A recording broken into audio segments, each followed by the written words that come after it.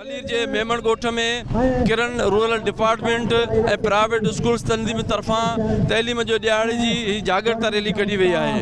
इन सिलसिले में अचो तो तव्हांजे अॻवान सां ॻाल्हि ॿोल करियूं त हू छा था चवनि। तालीम जागृता मुहिम हली रही है, पर मलीर जी बदकिस्मती आहे त मलीर जा चूंडियल नुमाइंदा, मलीर जा अॻवान, मलीर जी सिविल सोसाइटियूं सभु सुतियूं पियूं आहिनि। असां छा सम्झूं त उन्हनि में शऊर न आहे या तालीम जो क़दुरु न आहे। सो असांखे अव्हांखे सिविल सोसाइटीज़ खे सभिनी दोस्तनि खे पंहिंजो किरदारु अदा करणु खपे, पंहिंजनि बचनि खे तालीम ॾियणु खपे। मलीर जो वॾे में वॾो मसइलो तालीम आहे, छाकाणि जो जेसि ताईं असीं तालीम जे मैदान में पुठिते रहंदासीं त पोइ धारिया या ॿियूं क़ौमूं अची असां ते हुकूमत कंदियूं। असांखे खपे त पंहिंजे प्राइमरी स्कूलनि खां वठी पंहिंजे सेकेंडरी स्कूल पंहिंजे अदारनि खे मजबूत करियूं। तालीम के हवाले से हमारे जो गांव देहात हैं, इनका जो स्ट्रक्चर है वो तबाहकुन है।